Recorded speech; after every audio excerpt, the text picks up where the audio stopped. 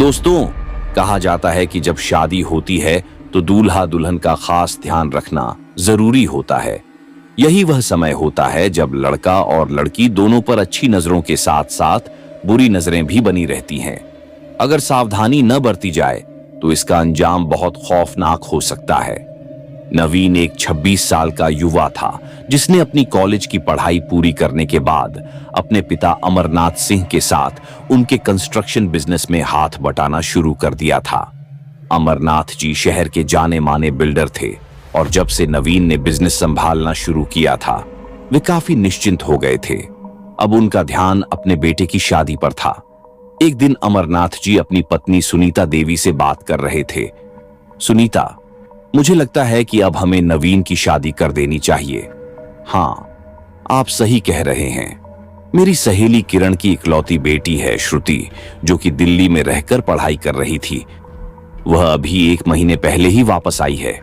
किरण कई दिनों से अपनी बेटी के लिए अच्छे रिश्ते देख रही है। अगर आपको ठीक लगे तो क्या मैं उससे बात करूं? ये तो बहुत अच्छी बात है।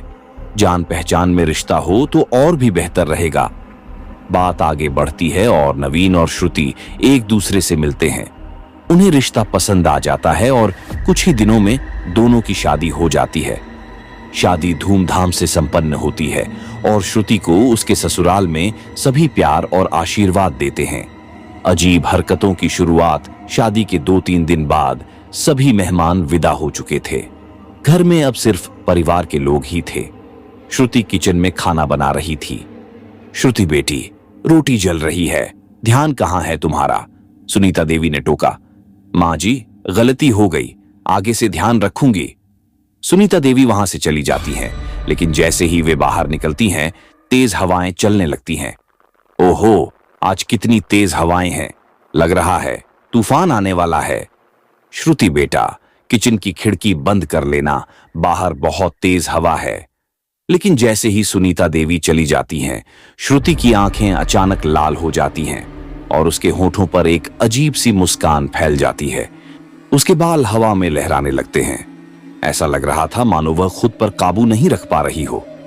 थोड़ी देर बाद सभी लोग खाने की टेबल पर बैठे थे। बेटा, दिन भर काम कर रही हो, चलो हमारे साथ बैठकर खाना खा लो। नहीं माँ जी, आप लोग खा लीजिए, मैं बाद में खा लूंगी। शर्माने की कोई बात नहीं बहू, चलो बैठो हमारे साथ। श्रुति चेयर पर बैठती है और खाना खाना शुरू करती है, लेकिन उसके खाने का तरीका बहुत अजीब था। वह पागलों की तरह खाने लगी, मानो उसे सालों से भूख लगी हो। बेटा, धीरे धीरे खाओ, इतनी जल्दी क्या है? लेकिन श्रुति किसी की बात नहीं सुनती और सारा खाना अकेले ही खा जाती है।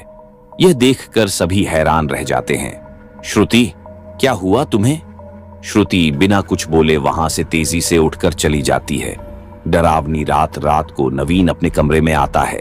वह देखता है कि श्रुति खिड़की के पास खड़ी बाहर झांक रही थी। श्रुति, क्या देख रही हो वहां? श्रुति कोई जवाब नहीं देती। नवीन धीरे धीरे उसके पास जाता है। श्रुति, क्या हुआ? तुम ठीक तो हो?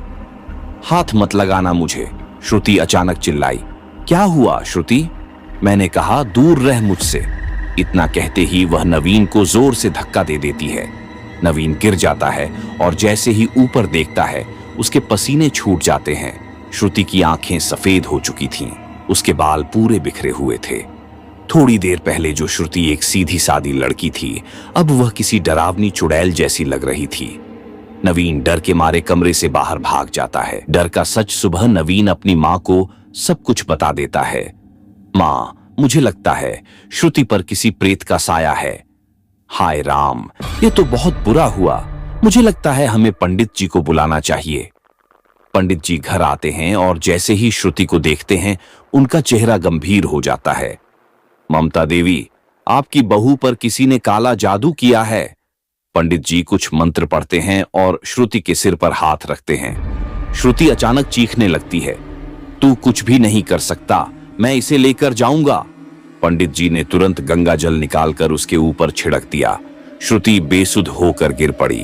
ये थोड़ी देर के लिए शांत हो गई है, लेकिन पूरी तरह ठीक नहीं हुई। इसके लिए बटुकनाथ बाबा की मदद लेनी होगी। नवीन और अमरनाथ तुरंत बटुकनाथ बाबा के पास जाते हैं। बाबा कुछ देर तक साधना करने के बाद कहते हैं, किसी ने काले जादू के जरिए एक बुरी आत्मा को श्रुति पर हावी कर दिया है। अगर जल्दी कुछ नहीं किया गया तो उसकी जान भी जा सकती है। क्या कोई उपाय है बाबा? हाँ, मैं इस आत्मा को वापस उसके भेजने वाले के पास भेज सकता हूं। सच्चाई का खुलासा बाबा अपनी साधना करते हैं और श्रुति को बुरी शक्ति से मुक्त कर देते हैं। अगले दिन पड़ोस में रहने वाली पायल रोते हुए उनके घर आती है। आंटी, मेरी माँ को कुछ हो गया है। सब लोग पायल के घर जाते हैं और देखते हैं कि उसकी माँ सुमित्रा अजीब हरकतें कर रही थी। जोर जोर से चीख रही थी, चीजें तोड़ रही थी, पागलों की तरह खाना खा रही थी। नवीन और उसका परिवार हैरान रह जाता है। अब समझ आया, जिसने श्रुति पर काला जादू किया था वही अब उसकी चपेट में आ गई है। पायल रोते हुए कबूल करती है, मेरी माँ चाहती थी कि नवीन की शादी मुझसे हो, इसलिए उन्होंने काला जादू करवाया था, पर अब उसी की सजा उन्हें मिल गई। दोस्तों, ये कहानी बताती है कि काले जादू से दूर रहना ही बेहतर है। अगर आपको यह कहानी पसंद आई हो तो लाइक करें, कमेंट करें और चैनल को सब्सक्राइब जरूर करें।